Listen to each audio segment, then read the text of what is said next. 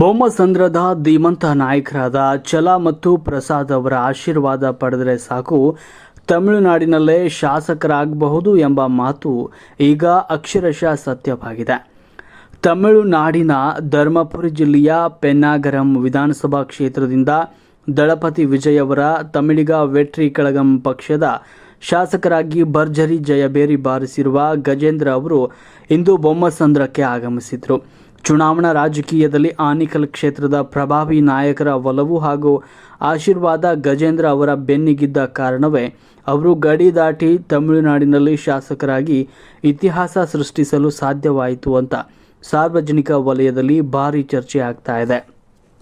ತಮಿಳುನಾಡಿನ ಪೆನ್ನಾಗರಂ ಕ್ಷೇತ್ರದ ನೂತನ ಶಾಸಕರಾಗಿ ಆಯ್ಕೆಯಾದ ಬೆನ್ನಲ್ಲೇ ಬೊಮ್ಮಸಂದ್ರಕ್ಕೆ ಆಗಮಿಸಿದ ಶಾಸಕ ಗಜೇಂದ್ರ ಅವರು ತಮಗೆ ರಾಜಕೀಯವಾಗಿ ಸದಾ ಶಕ್ತಿಯಾಗಿ ನಿಂತ ಬೊಮ್ಮಸಂದ್ರ ಪುರಸಭೆ ಕೈಗಾರಿಕಾ ಸಂಘದ ಅಧ್ಯಕ್ಷರಾದ ಪ್ರಸಾದ್ ಅಣ್ಣ ಹಾಗೂ ಬೊಮ್ಮಸಂದ್ರ ಪುರಸಭೆಯ ಜನಪ್ರಿಯ ಸದಸ್ಯರಾದ ಛಲಪತಿ ಅಣ್ಣ ಮನೆಗೆ ಭೇಟಿಯಾಗಿ ಆಶೀರ್ವಾದ ಪಡೆದರು.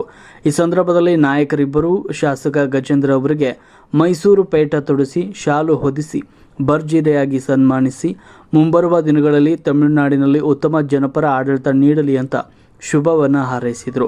ಇದೇ ಭೇಟಿಯ ಸಂದರ್ಭದಲ್ಲಿ ಶಾಸಕ ಗಜೇಂದ್ರ ಅವರು ಬೊಮ್ಮಸಂದ್ರ ಪುರಸಭೆಯ ಮಾಜಿ ಅಧ್ಯಕ್ಷರಾದ ಗೋಪಾಲ್ ಅವರ ನಿವಾಸಕ್ಕೂ ಭೇಟಿ ನೀಡಿದರು.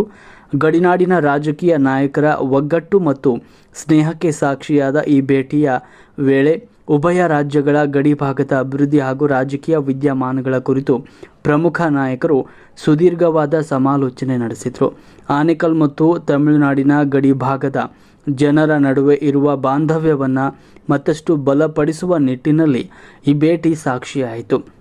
ಗಡಿನಾಡಿನ ರಾಜಕೀಯ ಇತಿಹಾಸದಲ್ಲಿ ಹೊಸ ಮೈಲಿಗಲ್ಲಾದ ಈ ಭವ್ಯ ಸನ್ಮಾನ ಹಾಗೂ ಹಾರೈಕೆ ಸಮಾರಂಭದಲ್ಲಿ ಪ್ರಮುಖ ಮುಖಂಡರಾದ ಮುರುಗೇಶ್ ರಾವ್ ಸರ್, ಅರುಣ್ ಮತ್ತು ಹರೀಶ್ ಸೇರಿದಂತೆ ನೂರಾರು ಆಪ್ತ ಗೆಳೆಯರು ಹಾಗೂ ಬೊಮ್ಮಸಂದ್ರದ ಯುವ ಪಡೆಯ ಸಕ್ರಿಯವಾಗಿ ಉಪಸ್ಥಿತರಿದ್ದರು.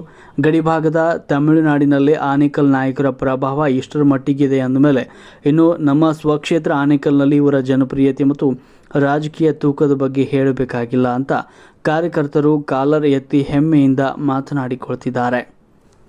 ವರದಿ ಗೋಪಿ, ಆನೇಕಲ್.